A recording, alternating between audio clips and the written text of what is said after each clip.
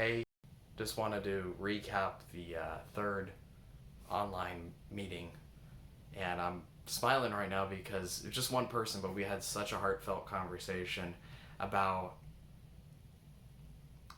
the different the difference between inner child versus um, the witness, and we started kind of talking about the difference of this, or they brought it up.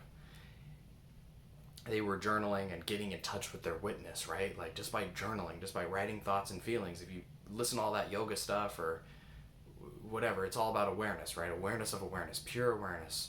Um, and they were really digging that. And I kind of was like, hey, like, have you tried talking to your inner child? Has this led you to connect with your inner child? And they were like, well, I'm new to this. And it's like, okay, yeah, that's great. Like, it's great to be new. And like, there's no rush to connect with the inner child, right? And that kind of, I think, like, just knowing that they didn't have to connect to their inner child, they didn't have to. They were on their own journey and they were making journaling work for them, and that was good enough, right? Like, you know, so knowing that what they were doing was good enough, that there was no rush. Like, there's a little shift, and they started talking about some memories um, of how they were not seen, how they go out and do drugs and as like 13-year-olds or 14, 15, something like that. And no, and their parents wouldn't see, and how they could rationalize as an adult now that their parents weren't really a good fit. They got married because they were pregnant. Um, their mom was horribly depressed, and they could kind of understand why their parents weren't looking after them.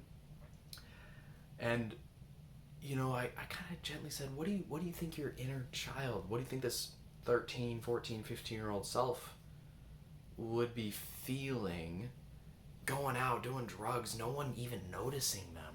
What were you feeling back then? And their answers were, I felt like I hated myself. I felt like I was broken. I felt like I was never enough. Um, and the way they were saying, I could tell they were feeling it in their body, right? And I was one of us. Somehow it was like, this is the witness right here. Like, do you see the witnessing these depressions, this depressive energy, this painful energy, this not enough energy, witnessing it in the body, right? The body's so important to this whole thing. Um, Witnessing this energy come up from your 13, 14-year-old self, witnessing this energy coming up and just staying with it. Can we just witness this pain? And then I asked her, what would you say? What would you say to your 13-year-old inner, I guess 13 isn't a child at this point, but whatever, inner self? Said, you're beautiful. They said, oh, I feel so much pain for you. You're beautiful. You have so much potential ahead of you. Like, you're more than what you know. Um, and the encouragement, their takeaway was, they've already started journaling, becoming aware of thoughts and feelings during the week and before they eat. And they know that this painful energy's in them. And so they are going, when this painful energy comes up, they're going to try to speak to their inner child. They're going to try to say those words of kindness, those words of affirmations. They're going to try to see and be present and listen to their pain within, to their inner child's pain within. They know that maybe they're not in danger, maybe life is fine right now, but knowing up here is not the same as knowing in here. And so the inner child sometimes doesn't know in their heart, the inner child, the feelings within. And we have to sit with them. We have to sit with those feelings. We have to see the pain within, know that it's from the past, to see the pain, to listen to it, and to give those words of kindness. That's a great step. There's more stuff. I think there's a little bit more stuff too, like understanding what that inner child needs.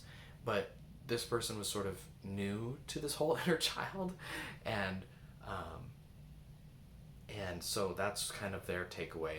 I want to get your thoughts too.